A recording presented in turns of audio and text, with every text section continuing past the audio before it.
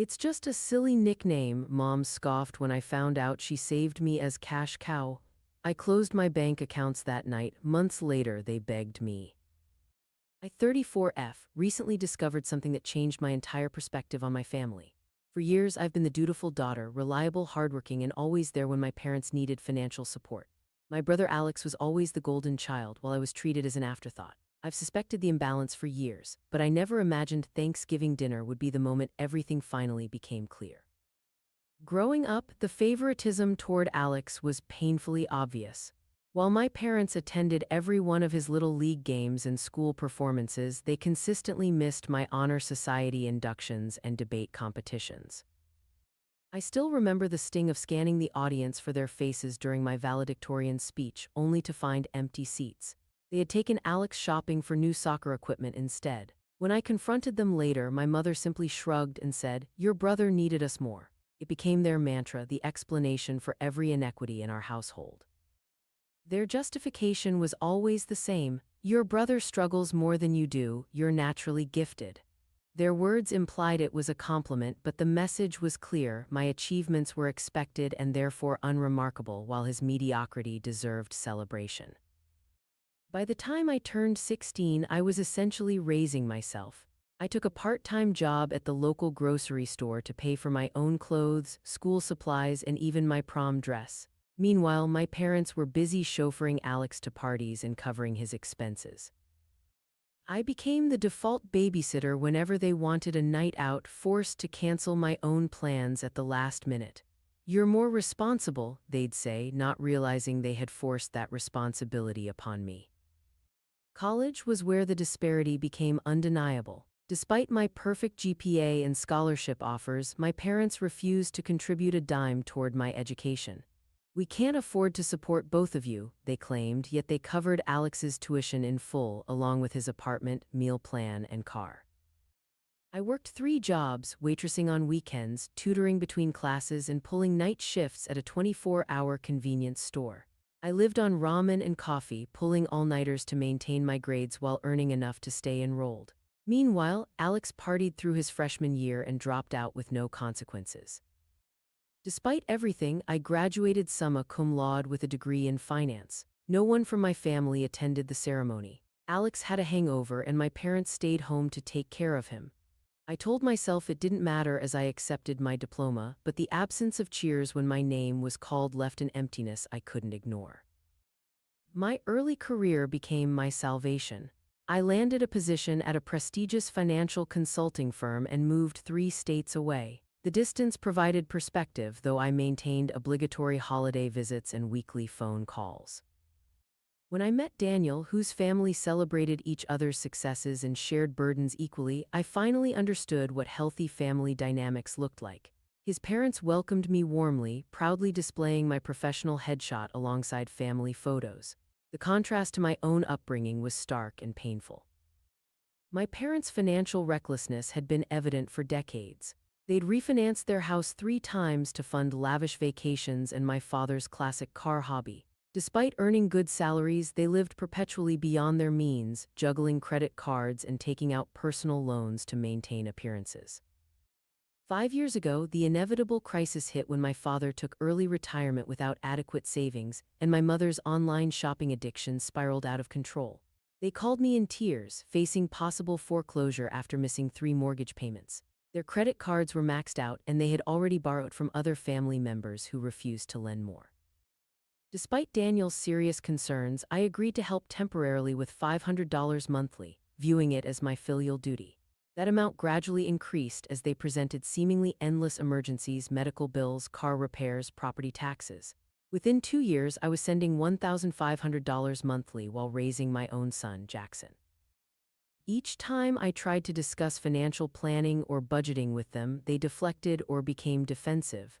The truth I didn't want to acknowledge was that I wasn't helping them through a temporary rough patch. I was subsidizing their fundamentally unsustainable lifestyle.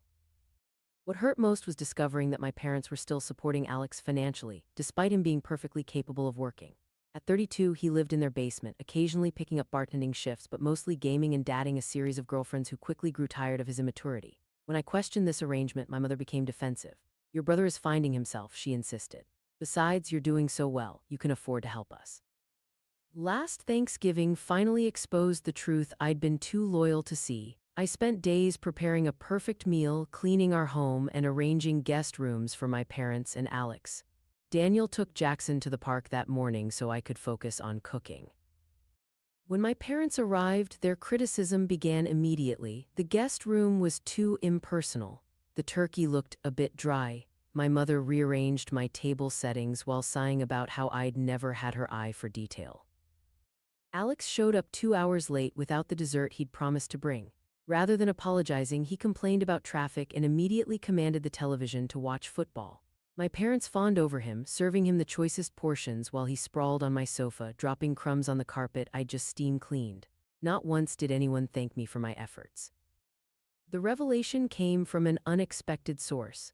Jackson, my 6-year-old son, had been playing with my mother's phone while she was in the bathroom. His innocent question silenced the room. "Mommy, why does Grandma have you saved as cash cow in her phone?" My heart stopped. The room went silent except for Alex's poorly suppressed snicker. I felt blood rush to my face as I processed what my son had just revealed. Years of suspicions crystallized in that moment. I looked at my mother, giving her the chance to explain, to deny, to claim it was some kind of joke. "It's just a silly nickname," she stammered, snatching her phone from Jackson's small hands. My father cleared his throat uncomfortably, suddenly fascinated by his mashed potatoes. "A nickname," I repeated, my voice unnaturally calm. "Is that what I am to you, a source of income?" My father's face reddened. "After everything we've done for you, you're going to make a scene over something so trivial." Everything they'd done for me? The audacity of his statement broke something inside me. 28 years of suppressed hurt and anger boiled over as I recounted every soccer game they'd missed, every achievement they'd ignored, every financial burden they'd placed on me while rescuing Alex from his self-created problems. Alex rolled his eyes. "Oh please, you're not special because you have a job. Some of us have had a harder time figuring things out. It's not like you can't afford to help out." That's when my mother said the words I'll never forget. "Well, what else would we call you? It's your duty to support us. We raised you, now you owe us." In that instant, I saw my family clearly for the first time. I wasn't a daughter to them. I was an investment that had matured, a resource to be tapped, an ATM with no withdrawal limit. The room spun as 3 decades of gaslighting, manipulation, and emotional neglect fell into place like a terrible puzzle. "I think you should leave," I said quietly, my hands trembling as I gripped the edge of the table. "All of you, now." My father's face contorted in shock. "You can't be serious. It's Thanksgiving." "I'm very serious. I want you out of my house." Daniel, who had witnessed the entire exchange, stood firmly beside me. "You heard her. I'll help you gather your things." My mother burst into tears, not from remorse but from indignation. "How dare you treat us this way after all we've sacrificed for you?" They left in a flurry of slammed doors and bitter accusations. Only after their car disappeared down our street did I collapse into a chair, my body shaking with sobs while Daniel held me. Jackson stood confused in the doorway, his small face twisted with concern. "Did I do something wrong, Mommy?" I pulled him into my arms. "No, baby, you did something very right. You told the truth." That night, after putting Jackson to bed with extra stories and reassurance, I sat at my computer and canceled the automatic transfers to my parents' account. I blocked their numbers temporarily, not out of spite, but because I needed clarity without their manipulations clouding my judgment. Daniel contacted our financial advisor the next morning to review our budget and ensure my parents couldn't access any of our accounts. 3 days later, I sent them an email detailing my decision to end financial support. I listed the years of favoritism, the emotional neglect, and the one-sided financial relationship. I explained that any future relationship would need to be based on mutual respect, not monetary transactions. Their response was predictably manipulative. How could I abandon them in their time of need? Didn't I remember all they'd sacrificed for me? What kind of daughter leaves her parents destitute? I didn't respond. Their words no longer held power over me. The following weeks brought escalating pressure tactics. My parents showed up at my workplace, causing a scene in the lobby until security escorted them out. They enlisted aunts, uncles, and family friends to bombard me with guilt-tripping messages. My mother threatened that I'd never see my grandmother Rose again, the only family member who had ever truly supported me. This wasn't the first time our extended family had witnessed the disparity. During my college years at a family reunion, I'd overheard my aunt questioning my parents about why they weren't contributing to my education while paying for Alex's expenses. "She's doing fine on her own," my father had replied dismissively. "She's always been independent." The family had nodded along, accepting this framing of exploitation as a virtue, as if my self-sufficiency justified abandonment rather than resulted from it. My cousins received generous support from their parents, yet criticized me when I expressed frustration about my situation. "At least your parents let you make your own decisions," they'd say, completely missing the point. Now, the family fractured along these same established lines. My father's siblings insisted that family supports family, conveniently forgetting how my parents had failed to support me when I needed them. My uncle, who had always enabled my father's poor financial choices by lending him money, was particularly vocal. "After all they sacrificed to raise you, this is how you repay them," he texted. My mother's younger sister, however, called me privately to admit she'd always seen how unfairly I'd been treated. "You were parenting yourself while they spoiled Alex rot," she confessed. "I should have said something sooner. We all should have intervened." Alex's reaction was the most volatile. His angry calls and texts accused me of selfishness and cruelty. "They'll lose the house because of you," he raged. "Where am I supposed to live?" The irony that he, a healthy, educated, able-bodied man in his 30s, was more concerned about his living situation than finding employment was apparently lost on him. When his tirades failed to sway me, Alex's tactics shifted.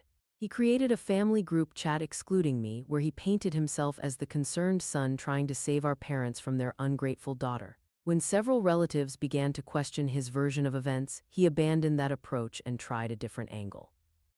2 months after Thanksgiving, he showed up at my workplace disheveled and seemingly remorseful. "I've been thinking about everything," he said, eyes downcast in practiced contrition. "Maybe I've taken advantage of Mom and Dad, and you." He asked if we could talk over lunch, his tone suggesting a breakthrough. I cautiously agreed.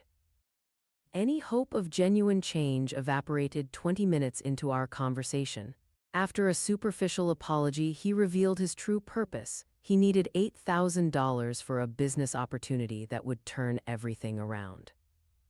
When I declined, his facade crumbled immediately. "This is why nobody actually likes you," he spat. "You think you're better than everyone because you have a job and a house. You've always been stuck up." He stormed out, leaving me to pay for the untouched meals. Next, he targeted grandmother Rose, visiting her at the assisted living facility with fabricated stories about my husband and me experiencing marital problems and financial difficulties.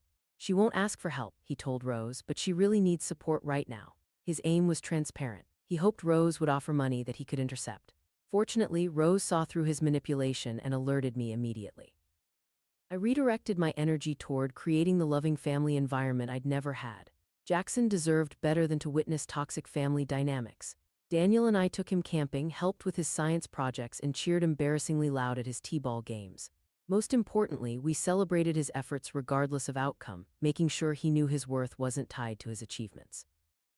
As for grandmother Rose, I reached out directly to her assisted living facility. The staff helped arrange private visits without my parents' knowledge. At 86, she was still sharp as a tack and immediately sensed something was wrong. When I explained the situation, she nodded knowingly. "Your mother was always jealous of you," she said, patting my hand. "Your independence threatened her. Some parents want their children to fly, others prefer to clip their wings to keep them close." 3 months after Thanksgiving, I received a terse email from my father. Without my monthly contributions, they were struggling to maintain their lifestyle. He'd been forced to return to work part-time as a consultant, something he described as humiliating at his age. My mother had started selling her designer handbags and jewelry on consignment, each sale a personal affront in her mind. Alex was still unemployed and showing no signs of helping. 6 months in, the situation deteriorated further.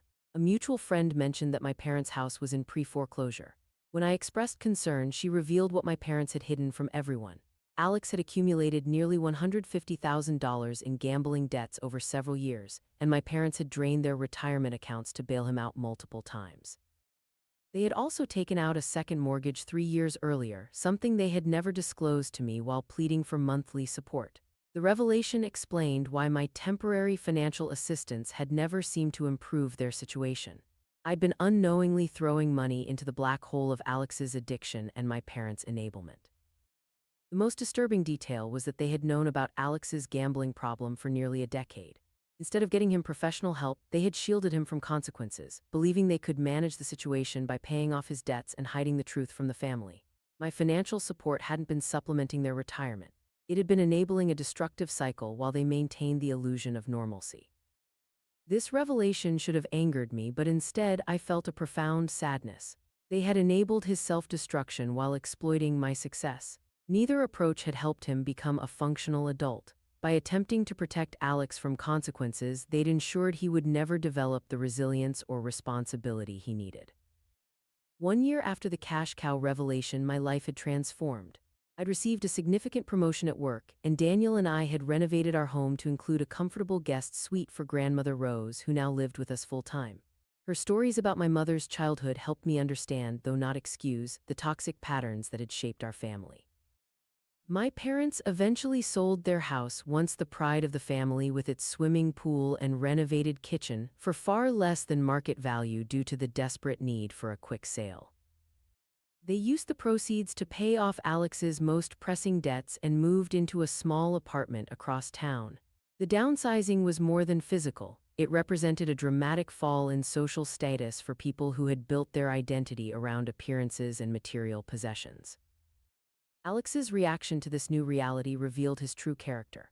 After 2 weeks of living with my parents in their cramped apartment, he pronounced the situation unbearable and demanded they help him get his own place. When they explained they had no more resources to give, he lashed out, accusing them of favoring me and ruining his life.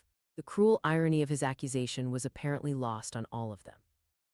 With nowhere else to turn, Alex reluctantly took a job at a warehouse but quit after 3 weeks, claiming the manager had it out for him.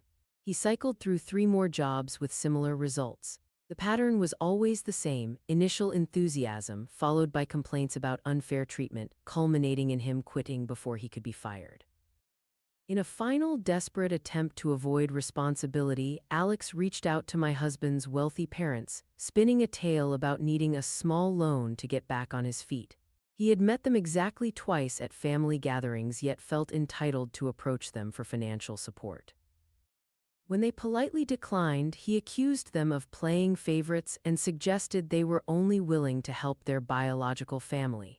Daniel's parents, bewildered by this entitled behavior from a virtual stranger, reported the incident to us. Last I heard, Alex was crashing on a friend's couch, still waiting for someone to rescue him from adulthood. The friend, increasingly frustrated with the one-sided arrangement, had given him 30 days to find his own place. The final confrontation came when my parents requested a meeting to discuss the future. Hoping for reconciliation, I agreed to meet them at a neutral location, a coffee shop downtown. I should have known better. Within minutes, it became clear their only interest was financial. They needed money for a security deposit on a better apartment. Alex was depressed and needed therapy they couldn't afford. Wouldn't I want to help my own brother? I set my terms clearly. I would consider rebuilding our relationship if they acknowledged their favoritism, apologized for the exploitation, and agreed to family counseling. Financial support would only be discussed after significant progress in therapy. My mother's face hardened. So you'll abandon your own brother when he's suffering after all we've done for you? What exactly have you done for me? I asked quietly. Name one sacrifice you made for my benefit that didn't ultimately serve you or Alex. The silence was deafening. My father finally spoke, his voice cold. If that's how you feel, we have nothing more to discuss. They chose Alex and their own pride over healing our relationship. As they walked away, I felt a weight lift from my shoulders. I had offered a path forward based on honesty and mutual respect. Their rejection confirmed I'd made the right decision in protecting myself and my son from their toxic influence. Today, my chosen family provides the love and support my biological one never could. Daniel remains my steadfast partner, Jackson is thriving in school, and grandmother Rose fills our home with wisdom and unconditional love. We've befriended neighbors and colleagues who demonstrate what healthy relationships look like, creating a community based on genuine care rather than obligation or exploitation. The family who truly loves you will never reduce you to your financial value. They'll celebrate your successes without resentment, support you through failures without judgment, and value your presence more than your provisions. I didn't learn this lesson from my parents. I learned it by becoming the parent they never were. Sometimes the hardest boundaries to set are with the people who should have protected you from needing boundaries in the first place. But I've discovered something powerful in this painful journey: the ability to break generational patterns of toxicity and create something beautiful from the wreckage. My son will never know what it feels like to be valued only for what he provides. And in ensuring that, I've finally found my own worth beyond the cash cow my parents tried to reduce me to.